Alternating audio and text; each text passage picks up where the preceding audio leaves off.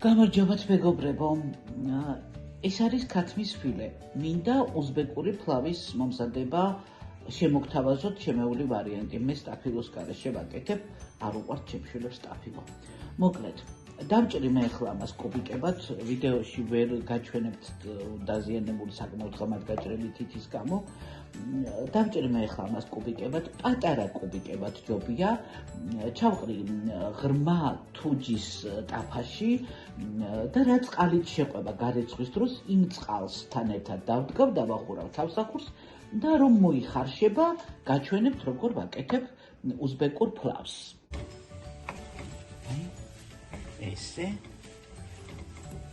ეხლა ქათამიდა ხახვი რომ ერთად მოიბრატოს, მე ხახვი მაქვს უკვე გახეხილი მსხვილ სახეხზე, რომ პირში ცუდად არ უნდა გვხვდებოდეს დაჭრილი ხახვი. ამიტომ აგერ ხახვი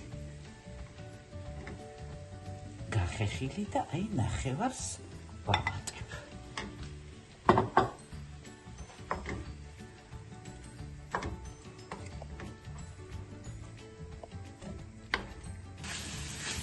ეს მოიშუშა უკვე, ქათმის ფილე ცოტა უფრო პატარა ნაჭრებად უნდა დაჭრათ, ვიდრე მე მაქვს დაჭრილი, მეჩქარებოდა ცოტა. აი ამ ეტაპზე, როცა უკვე მოშუშვა დაიწყო ხახვთან და კარაქთან ერთად, ეს შეგიძლიათ ნებისმიერი ხორცით გააკეთოთ. ზოგადად კეთდება ხან საქონლის, ცხრის ბატკნის ხორცით.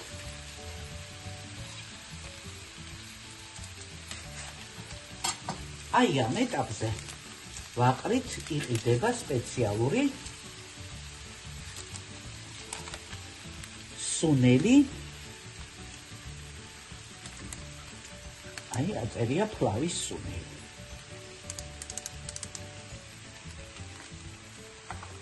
ნახევარს მაინც ვაყრით. ეს გაუშვებს სასწაულ სუნს.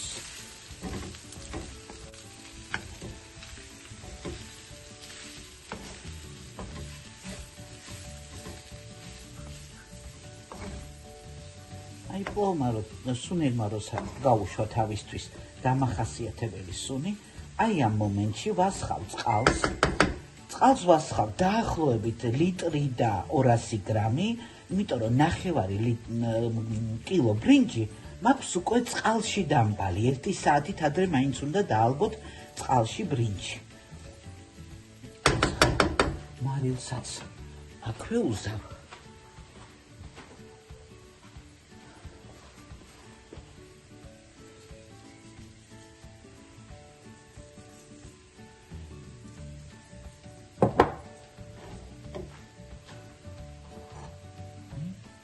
ჩაიდანი სავსე მაქვს დაახლოებით ლიტრი და 700-ია და დავასხავ ისე, რომ იყოს ლიტრი და 200 გრამი დაახლოებით. რომ დაფაროს.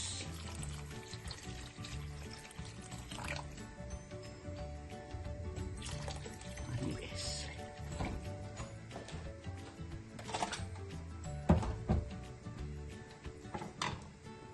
მაქვს წინასწარ გარეცხილი და წყალში ჩამბალი ბრინჯი, ახლა აი ამ წყალს გადავწურავ და ამ ბრინჯს ჩავუშვებ.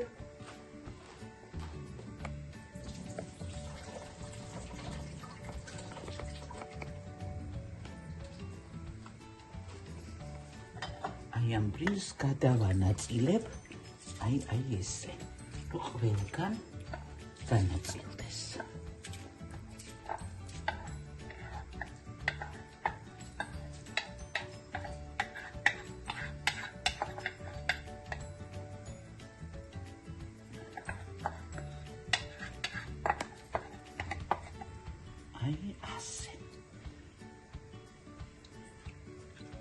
ეხლა ამას დავახურავ თავსახურს და დაბალ გაზზე.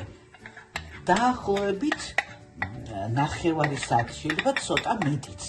და განახებთ, როდის შეიწოვს ბრინჯი ამ წყალს და რა მომენტში უნდა გამორთვამდე უნდა ჩაურჭოთ 3-4 კვილი მთლიანი ნივრები. აი, ჩვენი ლოვი ახლა ჩვენ შეგვიძლია უკვე რახან ბრინჯი გამოჩნდა, ცოტა გვერდებიდან გავწიოთ შუისკენ ბრინჯი, რომ წყალი, წვენი რაც აქვს, ნაპირებში მოხვდეს და უფრო კარგად შეიწოვოს ბრინჯმა. ანუ ბრინჯი შუისკენ გავწიოთ. და აი ამ მომენტში, სანამ შეგვიძლია რა, აუცილებელია 2-3 კვილი ნიორი, რომელიც თავის გემოს გაუშვებს.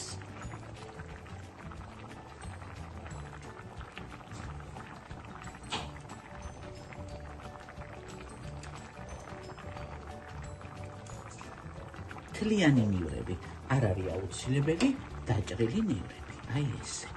გვაქვს დაბალ გაზზე დაყენებული, მინიმალურზე. უფიცით რა სული დგას სახლში სასწაული. აუცილებლად თავდახურული უნდა იყოს.